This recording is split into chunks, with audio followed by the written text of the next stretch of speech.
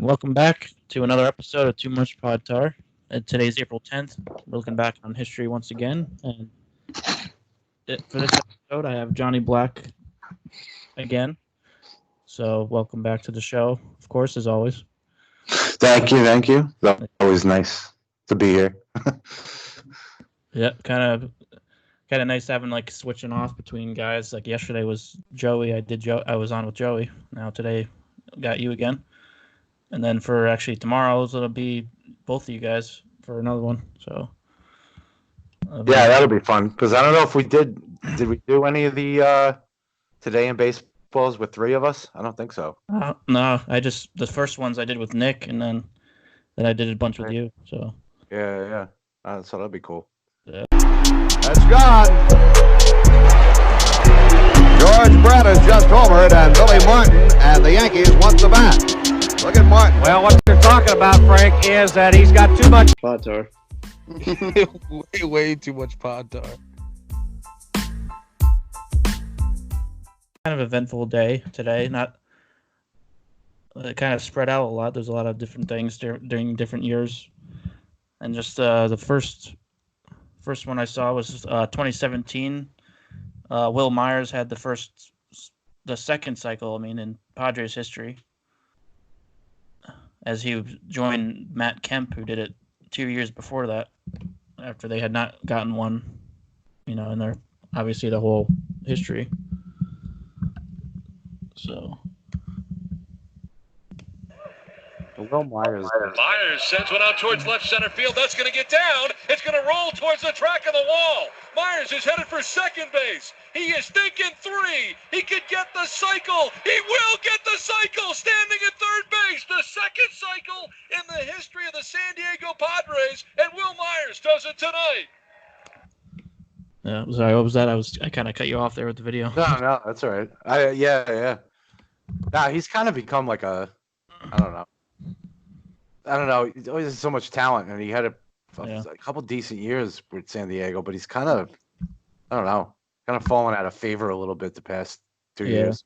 He's not as. I thought it was gonna be so great there. And he had a few good years, and then kind of just evened out, I guess. Yeah, I mean, Kansas City traded him to Tampa Bay. Yeah. Who was that for? Was that for Hendrickson? Trying to see who that was for. I'm not seeing the transactions here. Oh, here we go. Yeah, they traded him. They traded him to Tampa Bay. Oh, yeah.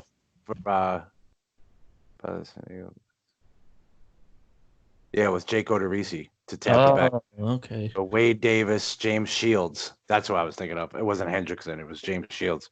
Oh, yeah, that's right. Yeah. Remember that. And then, what did he play? What was it? 2 years with the Rays? Yeah, a couple of years with the Rays, and then he went to San Diego. Yeah. Or a bunch of nobodies. Yeah. The big thing in this was the Nationals made out because it was a 3-team deal. The Nationals actually made out. They wound up getting Trey Turner from the Padres. Shit! I forgot. I didn't realize that was the trade.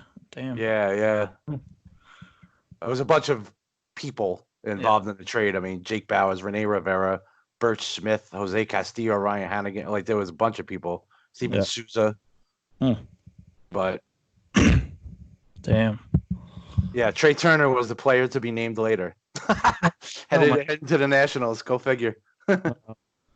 Jeez.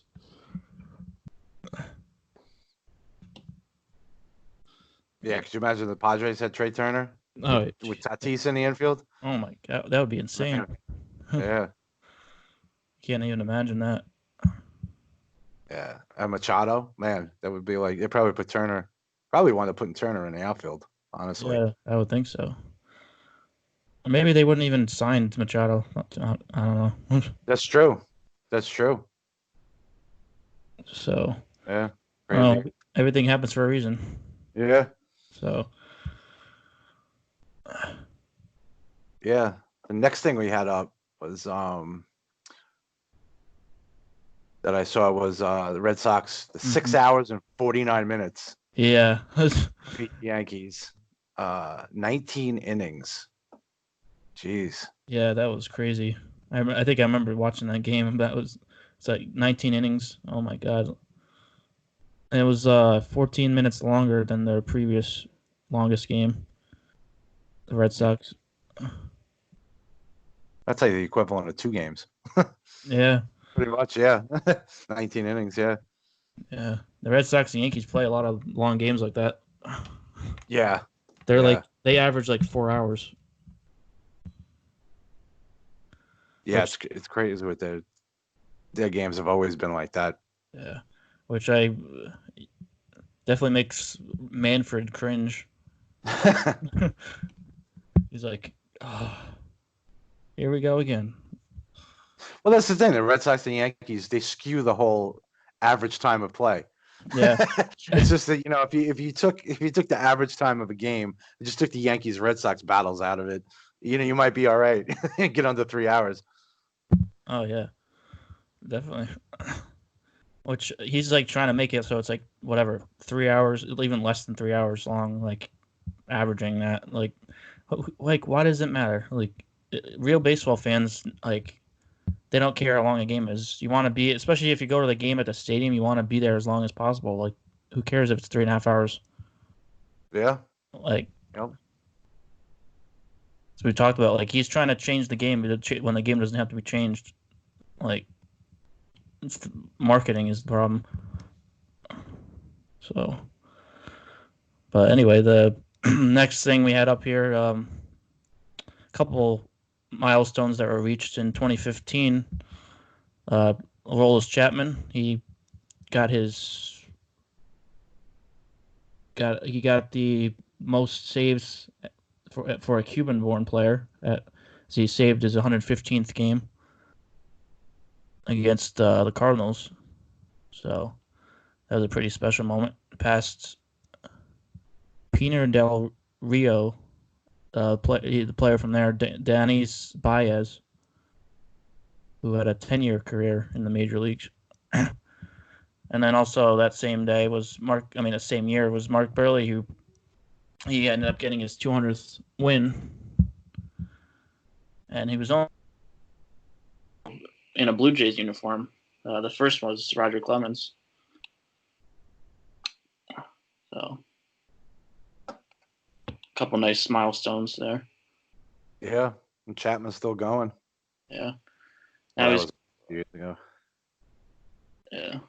Now he's close to 300 saves. It's like what we said. I think we said it was like 267 or something. Something like that. Yeah, he could reach it. He definitely should reach it this year. Yeah, if we get a season. Right. Depending on how long the season is, too. Yeah. Buehrle's always been an underrated player to me. Yeah, he was solid for a long time. Yeah. Won the World Series with the 2005 White Sox. Pitched the perfect game. He had a really good career, really solid career. And it's funny because I look at him and he and Andy Pettitte always seemed to I always saw them the same way.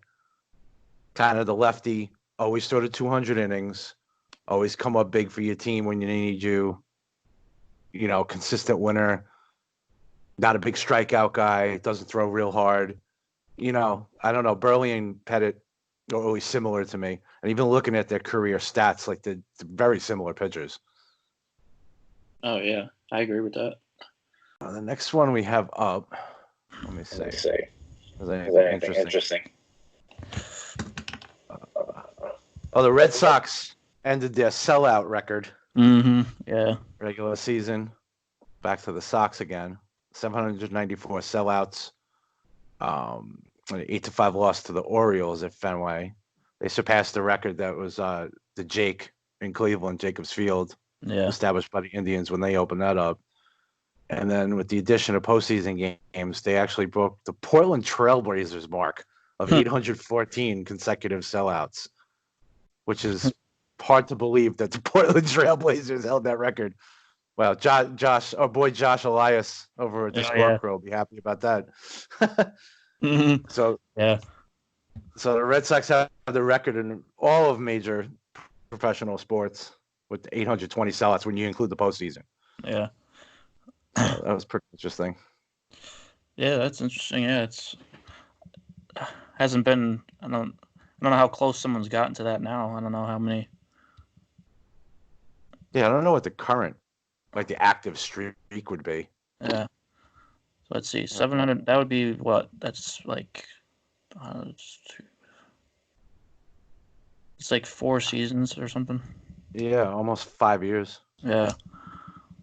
So I don't know. That would be something you have to look into to see. Yeah. But next one I see here was the first time that Vin Scully missed the Dodgers home opener in 35 years in 2012. And the last time he missed it before that was in 1977, as he was actually calling the first round of the Masters. But this time it was because it was an order from the doctor because he had a bad cold. So wow. Yeah. Anything about Vin Scully is just great. Yeah. That's why I always have to add those things in there. Yeah. That's just amazing. Yeah. 35 years. I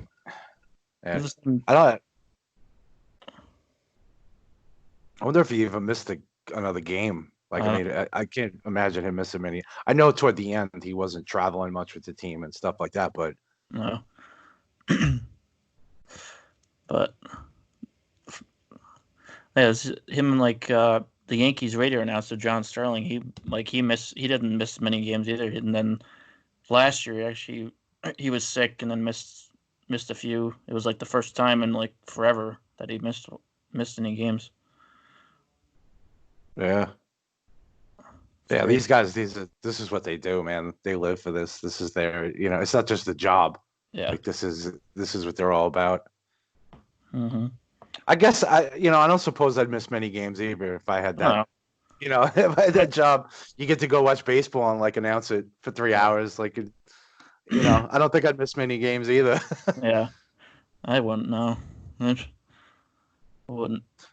Well, they talked about what's his name, Bob Shepard, the old PA announcer from the Yankees, who was there for 50 years or something like that, or whatever it was. Yeah, and he missed like, I think he missed 3 games total in like 50 years. One was when he got married, and the other 2 was when his kids were born, or something like that. Like it was like ridiculous. Yeah. Like he missed 3 games in like 50 years. Oh Insane. Yeah.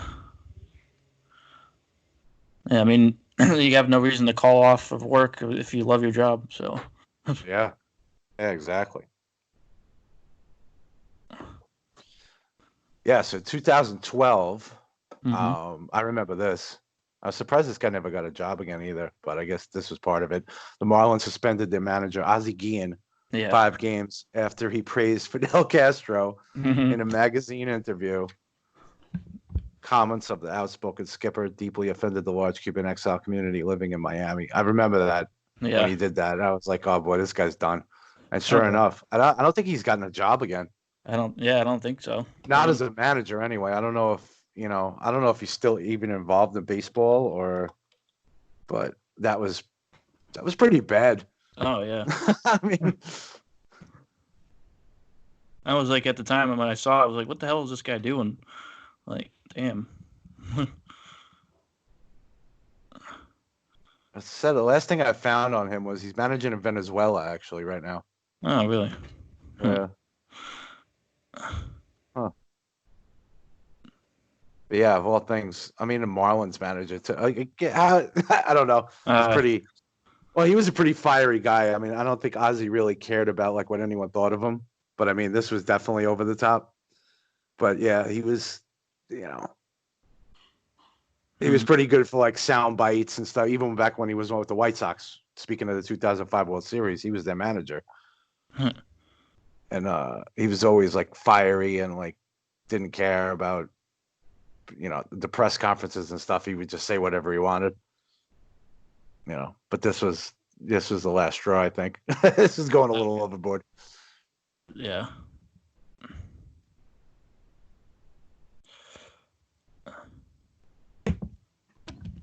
Let's see here. What's the next thing I have here? 2006 was when the cowbell stuff started with the Rays, as they actually played a clip of the more cowbell clip from Saturday Night Live, which I would like to play, but it's because of I can't play because of copyright issues. So, but that was one of the funniest skits on Saturday Night Live. Definitely. And that's where the whole started, with the cowbell with the Rays, and then obviously the A's do that too a lot. With all the loud noises. Yeah, well, the A's and Rays do it. Don't give the Astros any ideas. You switch over from garbage cans.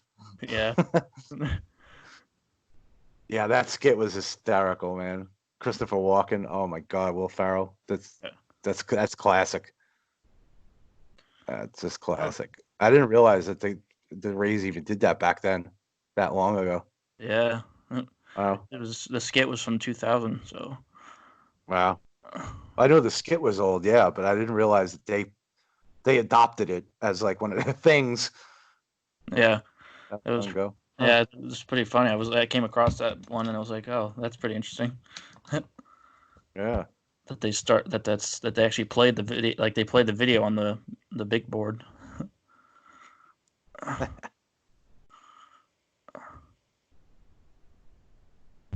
Back in 2003, Astros outfielder Greg Biggio, after he moved to the outfield, breaks Bobby Bonds' National League record when he hits his 31st career leadoff homer off Danny Graves, Houston's 4-2 victory. Of course, Ricky Henderson holds the major league mark, hitting 80 leadoff home runs, which is that's just so ridiculous. But yeah, Biggio breaking Bobby Bonds' record. So let's not confuse that with his son. But yeah, Biggio is such a great player. Especially considering, I mean, when he played catcher, and then he moved to second base, became a Gold Glove second baseman, and he was a pretty good outfielder too, playing center field. Especially when they had that Towles Hill in Minute Maid Park when they first opened it up. Remember that hill in center field with the flagpole on it? Oh yeah. I don't know if you remember that when they first opened it. They did away with it since then because it's like just stupid. I mean, it's like you're playing in a softball field. That's ridiculous to have a hill with a flagpole was like on the field originally. Oh, wow. Like in center field. That's I was like, what are you doing? Like, that's just nuts. But yeah, Biggio moved out to the outfield. Yeah, I wonder if I think he still has that record too. Leadoff home runs in the National League anyway. Obviously, I don't think anyone's coming close to Henderson's, but no.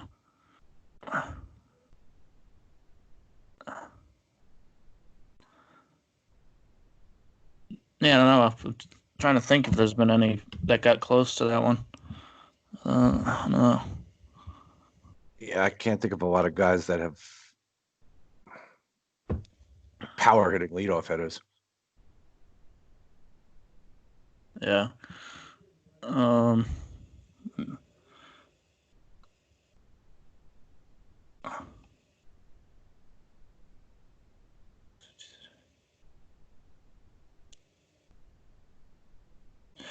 I just saw that Biggio ended up getting to 53 for his career, and then Alfonso Soriano also got to that 53. Really? Yeah. Oh, all right.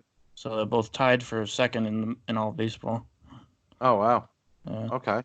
And Soriano, yeah. Okay, that makes sense too. Yeah. And what was it? George Springer had a bunch of leadoff home runs too. He actually had 21 in 509 career games, and says that was the highest rate among like that, like the high, like the most anybody had in that amount of games. Wow. So.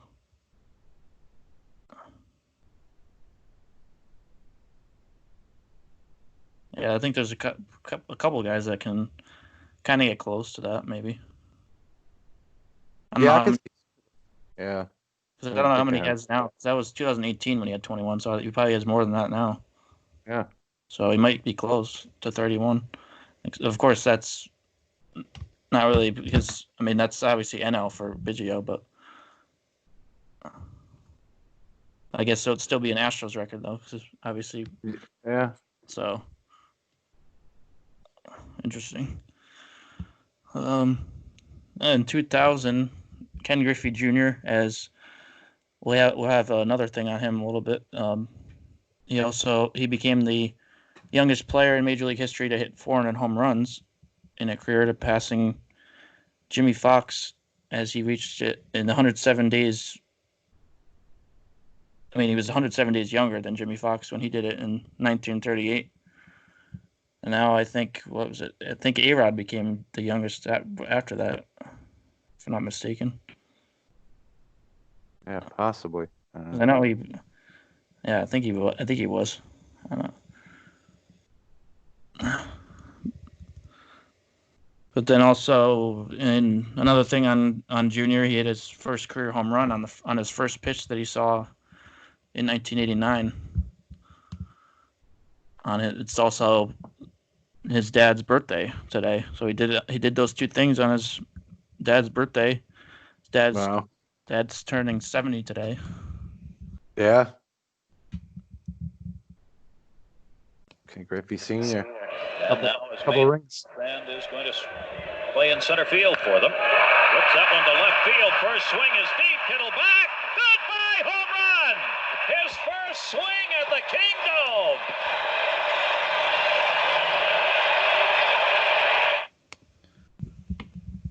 Yeah, it's crazy he got on the first pitch, too. It wasn't like he didn't wait around.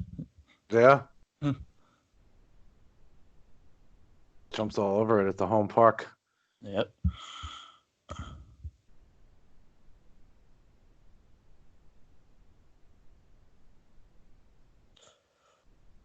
Well, I'm looking at some of the other stuff going on today.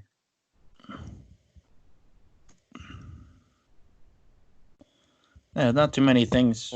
Yeah. Not many too crazy things, really. Like, we had a couple stadiums that opened. Royal Stadium, 1973. And then obviously it changed to Kauffman Stadium in 1993. Yeah. And then the Phillies played the first game at Legends Stadium. I mean, Veterans Stadium. I don't know why I said Legends. But, yeah, mixing them up. Also Dodger Stadium, too. Oh, wow. Yeah, Dodgers made a debut at Dodger Stadium after playing at the what's it called? Ebbets Field. Yeah. Yeah. Because that was yesterday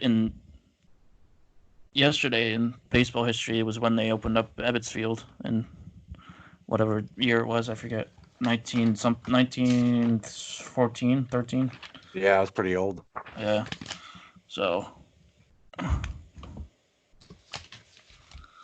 Yeah, this was a big day. I was just looking at 1976. After being granted his free agency in a landmark case which will forever change baseball, Andy Messersmith becomes one of the first major leaguers to use his new status to sign with a team of his choice. Kurt Flood went through this whole fight to appeal the reserve clause in baseball, as far as when you were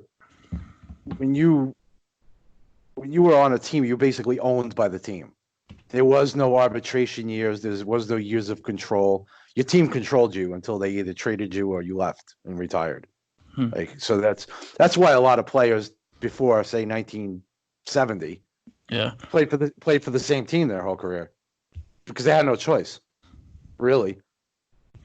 So unless they really forced the team to trade them or whatever, or they became enough of a problem, I would, But after Curt Flood he actually lost his case against Major League Baseball, but it set the precedent.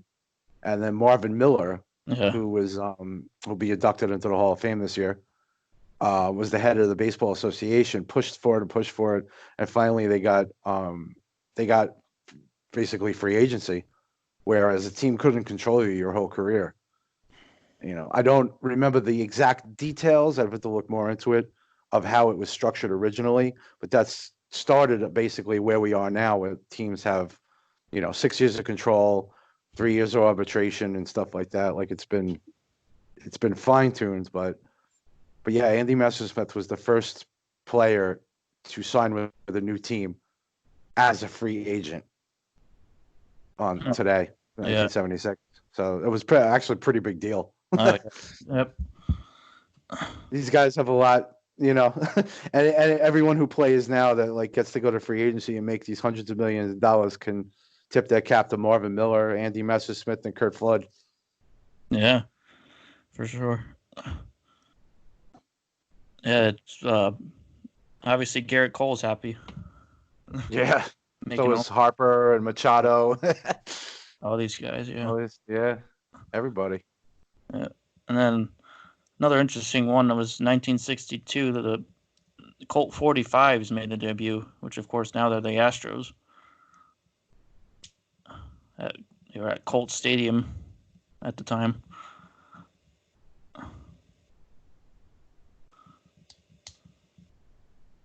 Yeah, they were only the Colt 45s, I think, for I want to say 2 years or 3 years. Yeah, it was only like 3 years or something. Yeah. Yeah, they became the Astros. I think it's 65. I want to say off the top of my head. My computer's not cooperating with me right now, but I think it's 65 or 66 is when they became the Astros. Yeah, I think it was actually yesterday in history too. I think. Well, yesterday was the AstroTurf. I remember seeing that. Yeah, Astrodome. Yeah. A chemical company, Monsanto or whatever, made up this. It was grass made out of nylon because they couldn't grow the grass in Houston because of the heat over the summer. Yeah. So they came up with this carpet with grass made of nylon, and that's the AstroTurf. They started calling it AstroTurf. Oh yeah, that's the first stadium it was put in. Yeah, that was 1965. That actually was when they became the Astros too. There you go. Yeah. So, and it was they called it like the eighth wonder of the world. Eighth wonder of the world. Yeah, the Astrodome. Yeah. Yeah, and then with another thing in the Dodger Stadium, the first hit was by Duke Snider. He got the first hit in the stadium. Or the first hit for the Dodgers in the new stadium. It was Eddie Casco got the first hit overall. Eddie Casco? I have no idea who that is. I just thought his name was interesting. Yeah. Wally Post hit the first home run. Yeah. Yeah, I know who Wally Post is. He was actually a pretty good player for Cincinnati. Yeah. For a while. Power hitting first baseman, I believe.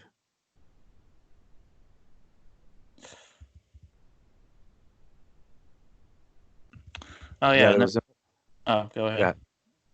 There was one more there was one obviously a big one too that I just noticed actually.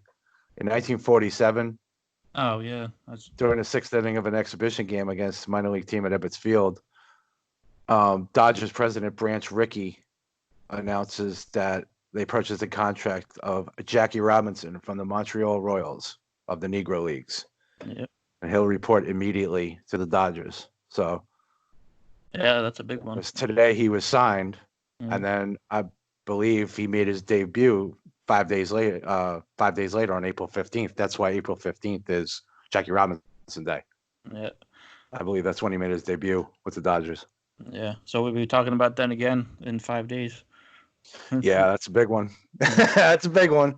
And then 73 years ago. Jeez. Yeah. Oh my God. Wow. Yeah, right. That's amazing. And then another big one was the Yankees. Well, they officially became the Yankees. As they've been known as the Highlanders until 1913, and then became the Yankees. And it's Walter Johnson pitching against them. Wow.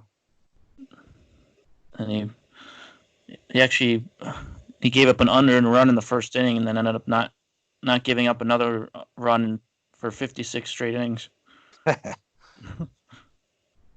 Yeah, he was pretty much the man back then. Walter Johnson. Mm-hmm. Big train.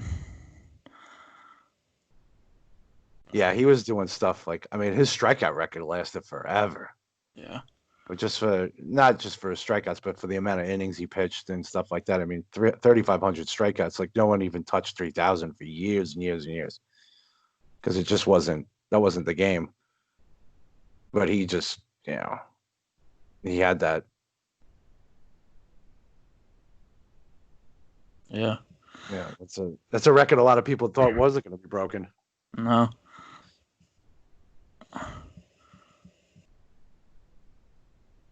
And he's still, I mean, 3,500 strikeouts is still a lot. Yeah. I mean, people struggle to get 3,000 now. Yeah. I mean, granted, Johnson pitched 6,000 innings, but it's still.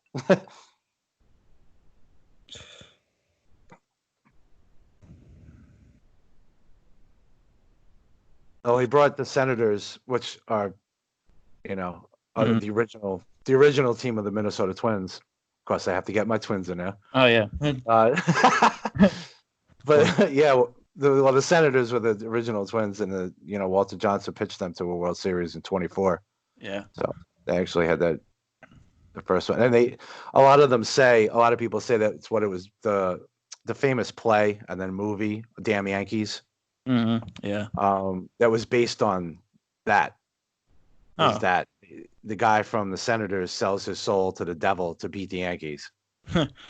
Is basically it's kind of loosely they say it's based on that season 24, because they actually beat the Yankees and won the World Series, which they were always like, the Senators were always crap. Yeah. Like Walter Johnson was their best player and they had like nothing else, so sold his soul. That was kind of loosely based on that story, so they say. But yeah. But it's a good movie if you ever get old, like black and white, like 50s movie. It's pretty good. Yeah. I've never seen that. Yeah. So. Yeah, it's pretty cool. Yeah, it's funny you talking about bringing up the Twins, because on yesterday's episode it was like there was a lot of stuff that had to do with the Twins. So it was like me and Joey were joking, saying like, "Oh, why come Johnny's not on here?" I can always find a way to get the Twins in there, man. I'll always find a way. Yeah. Like 6 degrees of Kevin Bacon, you can always like go back to Kevin Bacon. I can always make it about the Twins. Yeah. Tired? What are you doing? You've been home all day. What are you doing?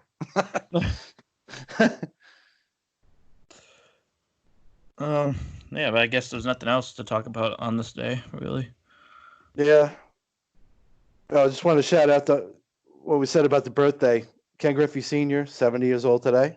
Mm-hmm. Big part of, actually an underrated part of the Big Red Machine back in the 70s. Yeah. Joe Morgan, Johnny Bench, Tony Perez, Pete Rose, those guys get a lot of credit. But Ken Griffey, take a look at his stats. Ken Griffey was a pretty damn good player. 300 hitter, could run, good fielder. He was a solid player for them. So he doesn't get a lot of the credit because he's not a Hall of Famer like the other guys are, but definitely a big part of the Big Red Machine in the 70s. Yeah. And then Corey Kluber turns 34 today, the new Texas Ranger, Corey Kluber. So we'll see, 2-time Cy Young Award winner.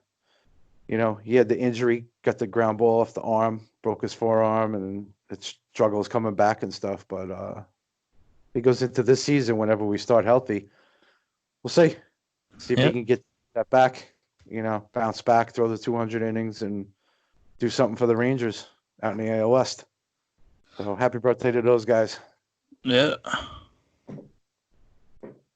So that'll do it for today on this day in baseball history. And of course, as always, we'll be back again tomorrow for another episode. Keep listening, and we'll get through this without sports. We'll get past all this and hopefully get them back sooner rather than later. We'll see what happens, but yeah, just a reminder, you can never have too much pod tar.